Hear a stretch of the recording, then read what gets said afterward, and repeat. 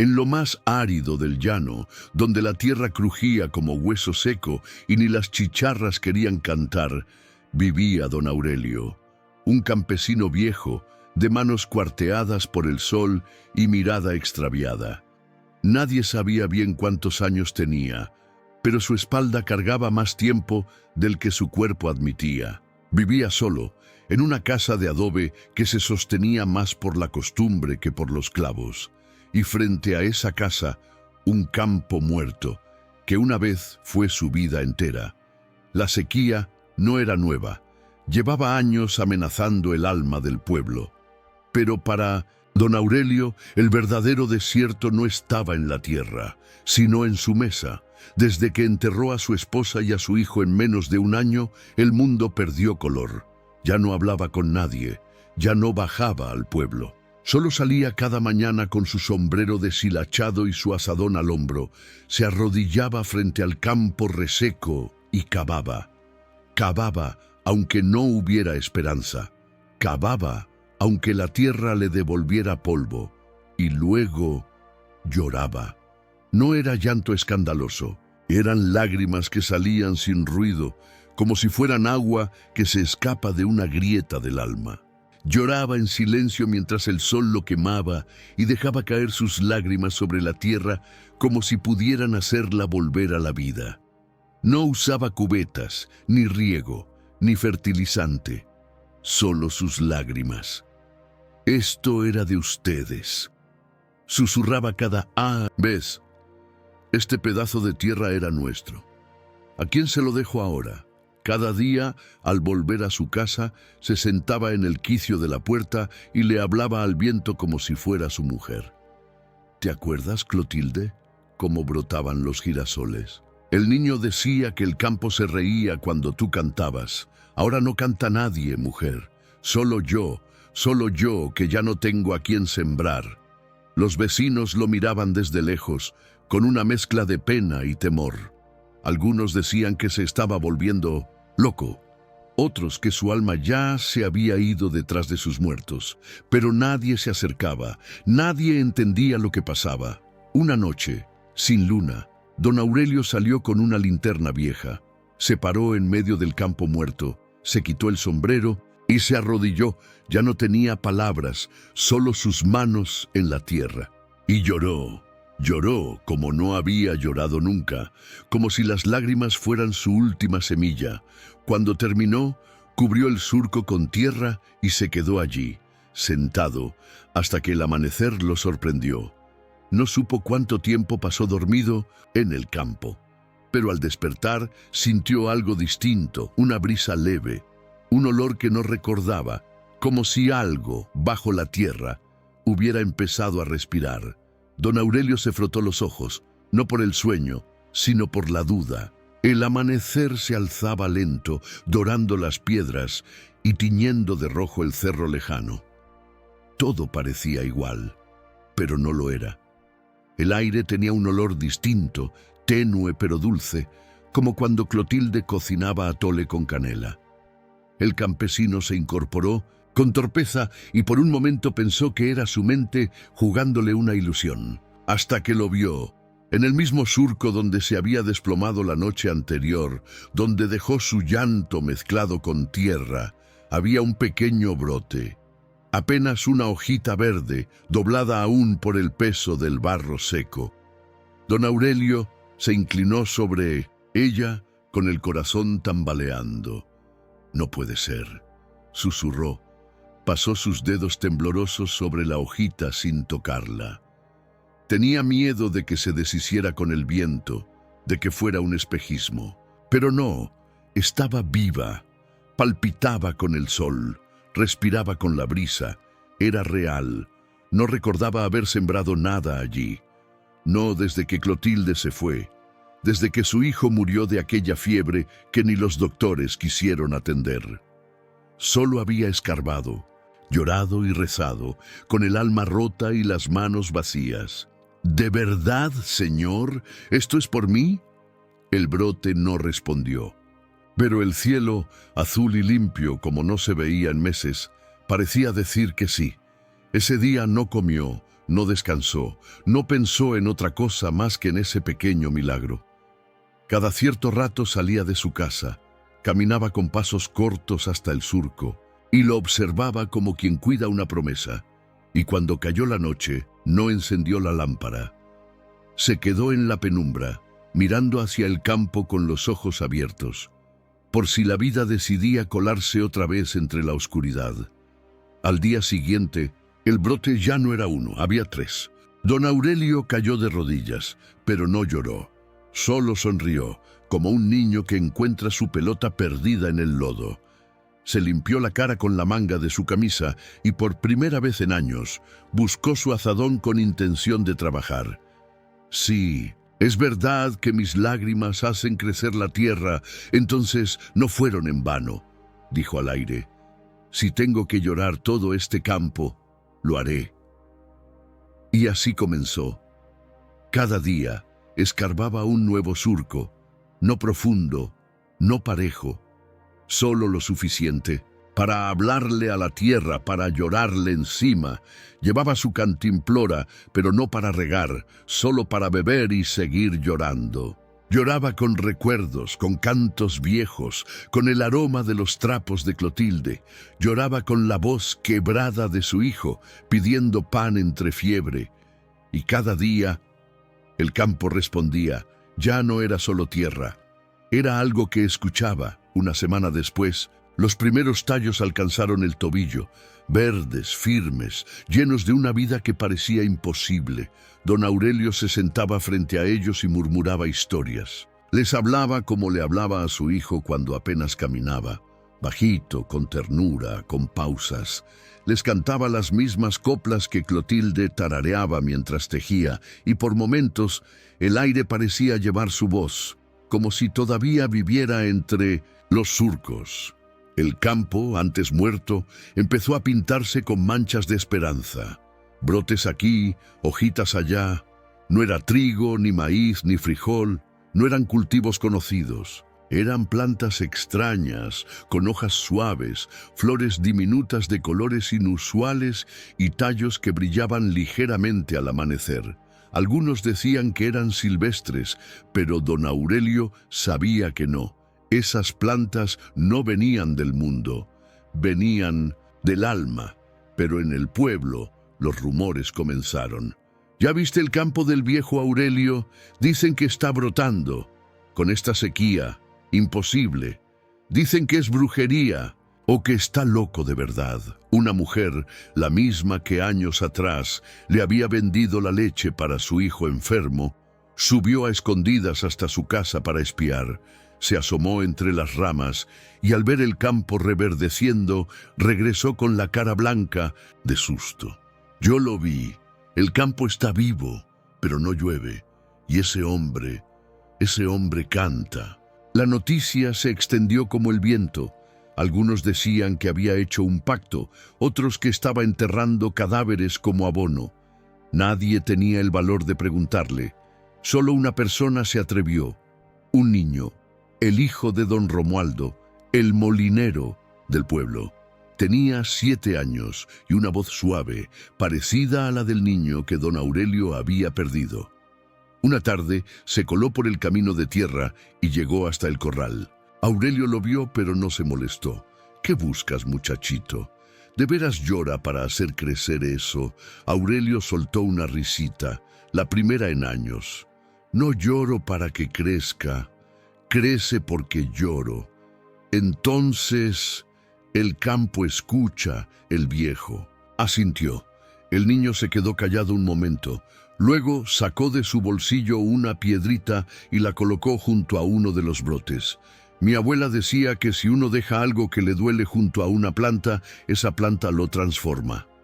Aurelio no preguntó más, solo miró la piedra y después el rostro del niño. ¿Tú también extrañas a alguien? A mi perro, dijo con los ojos bajitos. Esa noche, junto al brote donde estaba la piedra, floreció la primera flor. Pequeña, blanca, con un aroma tenue. No parecía flor del llano, parecía una lágrima que floreció. Desde aquel día en que floreció la primera flor blanca junto a la piedra del niño, don Aurelio supo que lo que estaba ocurriendo no era solo para él. Aquel campo ya no era suyo, no del todo. Era una tierra que empezaba a pertenecer también a los que cargaban silencios, a los que, como él, lloraban sin saber cómo seguir viviendo. El niño regresó al día siguiente.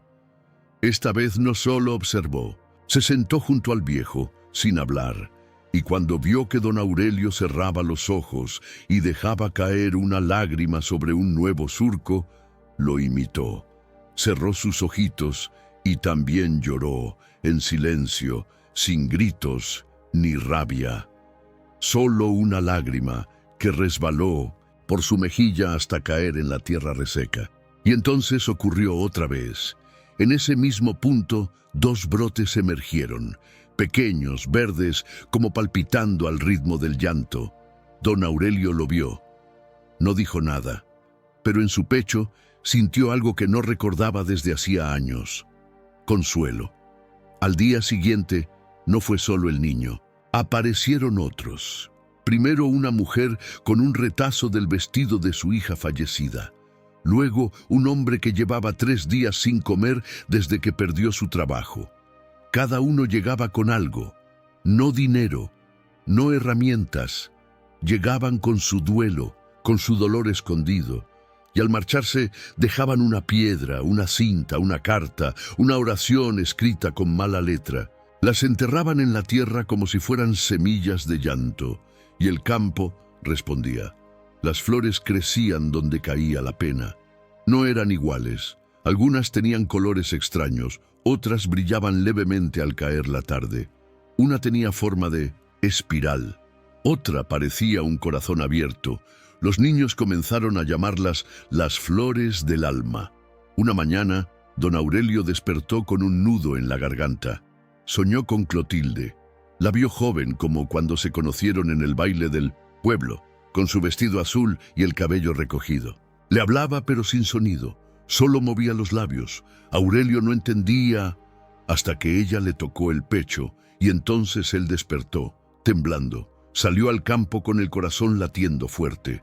Se arrodilló en el centro de todo lo sembrado, levantó las manos al cielo y por primera vez desde que los perdió, dijo en voz alta: «Gracias, gracias por lo que me dejaste.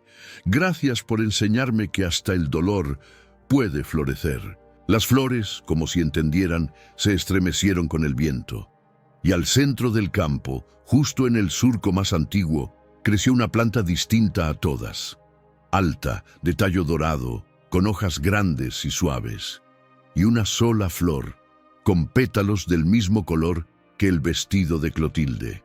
Don Aurelio cayó de rodillas, no lloró, sonrió, porque por fin entendía que no estaba solo y que la tierra no solo escucha, también guarda.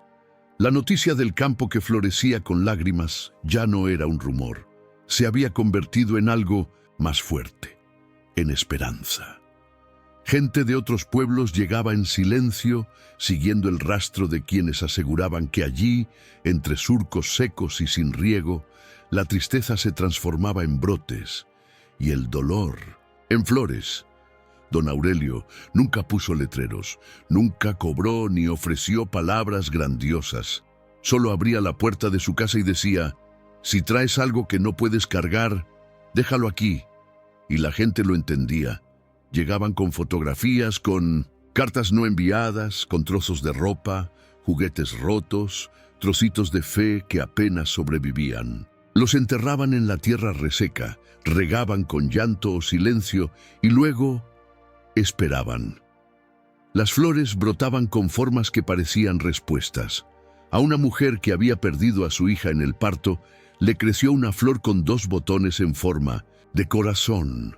A un joven que fue abandonado por su padre, le creció una flor torcida pero luminosa, como un abrazo que se estira desde lejos. Todos lloraban, pero no de tristeza. Era otro llanto, uno que limpiaba. Una tarde llegó un anciano de bastón con los ojos llenos de rabia. «Mi hijo me echó de su casa», dijo con voz quebrada. No tengo nada que dejar, solo mi vergüenza. Don Aurelio se acercó, tomó un puñado de tierra del campo y se lo entregó. Entonces siembra eso y espera que la vida te lo devuelva limpio. El viejo lo hizo. Lloró como si no tuviera nada más. Y una semana después, en ese mismo sitio, floreció una planta diminuta, con una sola hoja en forma de mano abierta. Ese fue el día en que el pueblo dejó de temerle a sus propias lágrimas, porque entendieron que allí, en ese campo, el dolor no era debilidad, sino semilla.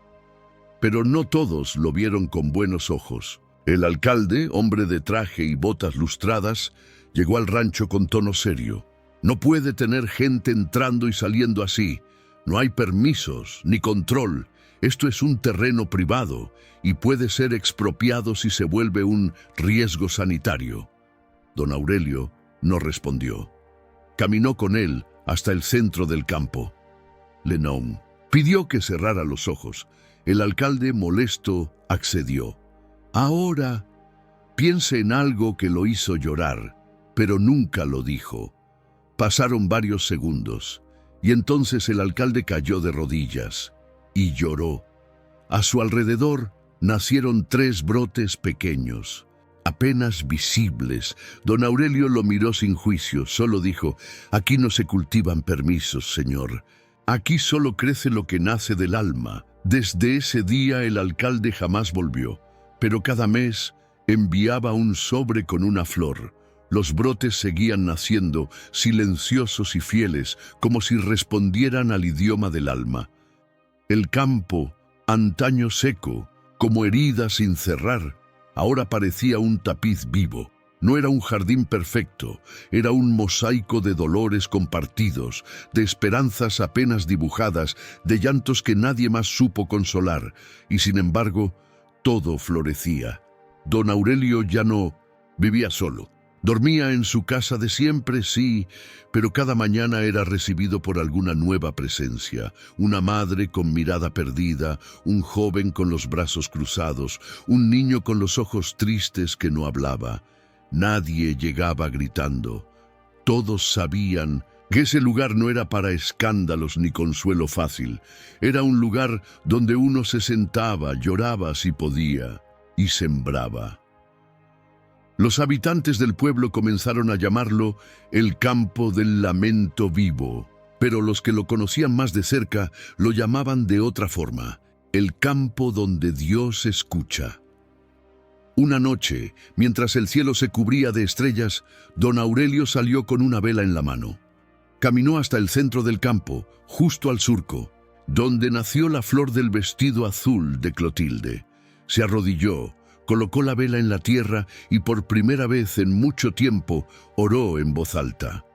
«No te pedí que me la devolvieras, Señor, pero me diste un pedazo de ella en cada brote.